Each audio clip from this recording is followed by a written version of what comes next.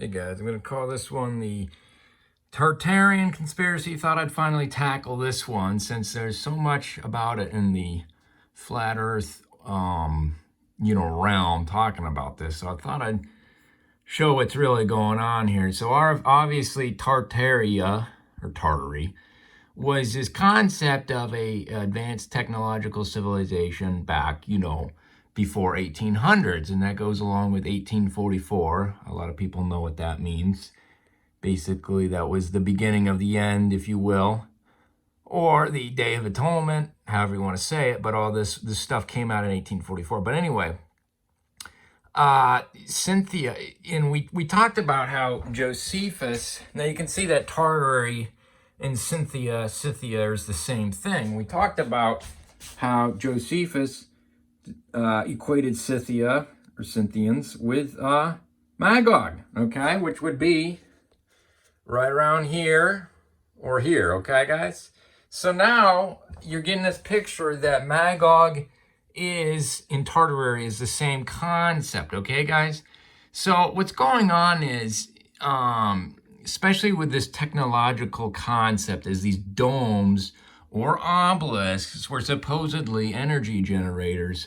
And this goes in the concept of, you can see it right here, okay, talking about they had energy, ancient energy weapons, all that stuff. And you're starting to understand that it's going to the ether, or aether, if you will.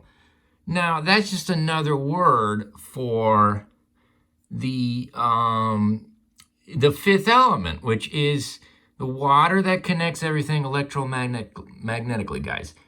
Or it's dark energy, dark matter, whatever. And we talked about this, guys. It's the Kundalini. It's not literally, and it's that water. You see that? The master mason, true through sun, passes Hydra, the great snake from his mouth. So it's this concept that this aether is supposedly the region of universe above the terrestrial sphere, that was going to be God's breath filling the space. Okay, so that's the dragon fire, guys. We talked about that. That's the dragon, the water coming out of the dragon's mouth in Revelation 12, I believe, and 13, where the dragon calls fire down from heaven. It's the same concept, guys. It's all spiritualism. It's not literally, these domes were not literally energy device, not the way you think. It's spiritual energy. If you want to call it vibrations, fine, but this is the Kundalini, this is the fire that the dragon breathes. It's spiritual, it's dirty birds, guys. It's not literal energy the way they try to pitch this concept that it is this literal energy. No, it's all spiritual, guys. It's not, they're not literally generating, like the pyramid was not a literal energy device, not the way that you think. It was spiritual, guys. It's not, it's, again, the obelisk, one obelisk is Jachin and Boaz, church and state combined into one office. That's another way of saying it, guys. Or they're male, okay? They're males. So anyway, so supposedly this energy, or this dragon breath, was captured, the fifth element was captured through towers, obelisks, etc.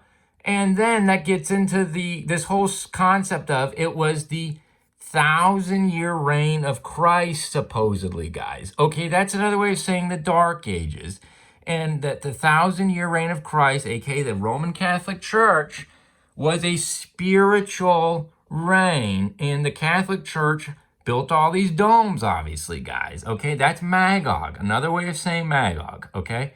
So anyway, and then this mud flood happened, and the devil supposedly, or whoever, the elites, are hiding the fact that the 1,000-year reign is come and gone, etc., okay? Which we know has not, the 1,000-year reign has not happened yet. It's literal, it's in heaven. It's not here on earth. That's another thing a lot of people need to understand, is 1,000-year reign is not on earth, guys.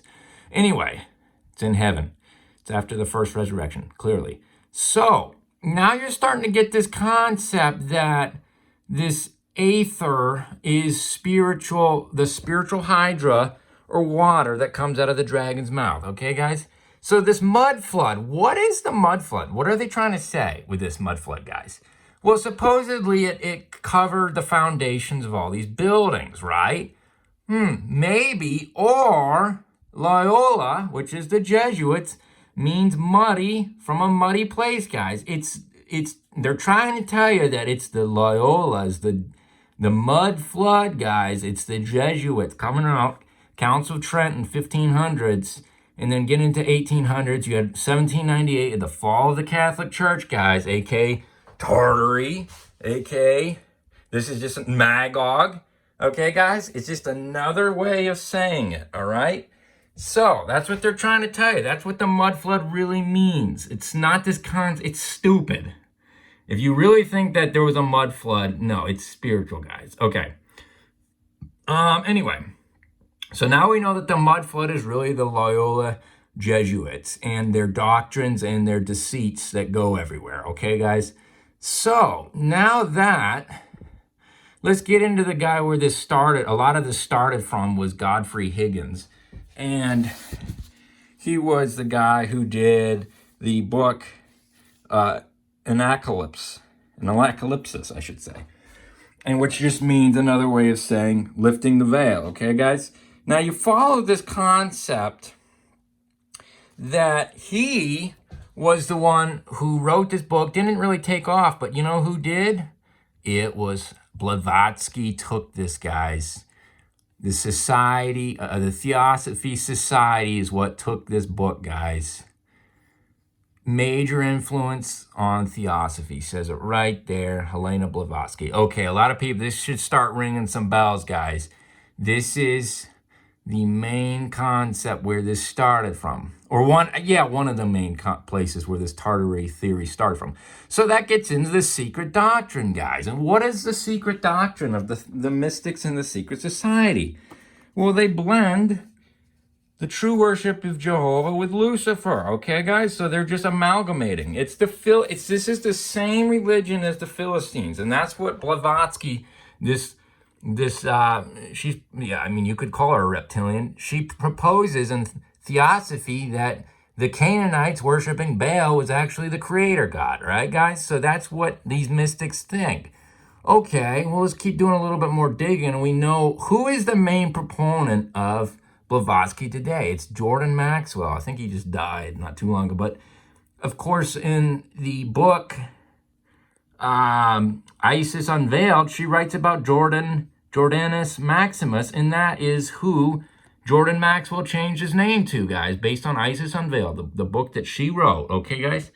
So now, this guy, Jordan Maxwell, he's on Alex Jones, all of these New Age YouTube channels is just spreading this garbage that this guy is putting out. Okay, and he's up with George Lucas. Look at how high up this guy is. So he's all at high places, and they're peddling Helena Blavatsky and her serpent doctrine, guys. Okay, so now you're starting to paint a picture of what's really going on with this Tartary mud flood concept. Okay, guys? Hopefully I'm starting to connect the dots for you now. And then that gets into the giants and Atlantis, guys. This is just another way of saying the Atlantean race or the Thule Society, guys, or the Aryans. Let's see. Yeah, it just says it right there. It's just mud floods right up there with Atlantis. Masonic conspiracy theories. Okay?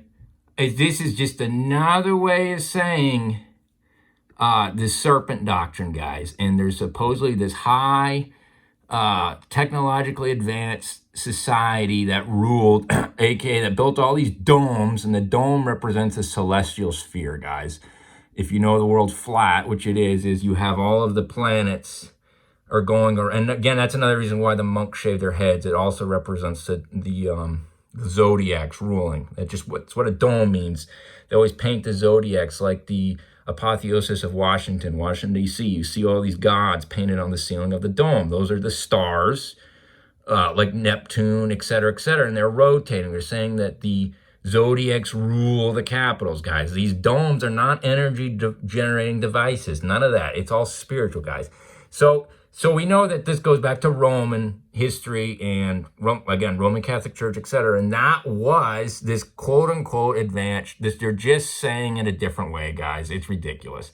And we know that the Roman Catholics really worship the Vatican. It's all Luciferian, right? So that's just, hopefully you guys can understand what's going on, because you can also see this concept here that Tartan just means commander-in-chief, was one of the Assyrian generals, guys. Okay, you can see that word 2 times in the Bible. And then also you can see, look at this Philistine pottery. I just thought that was interesting. It's got the mark of Cain, Maltese cross right there. So nothing new under the sun. I think that one's pretty obvious. But yeah, hopefully that connected the dots for you guys. Might have to do a part 2 on that.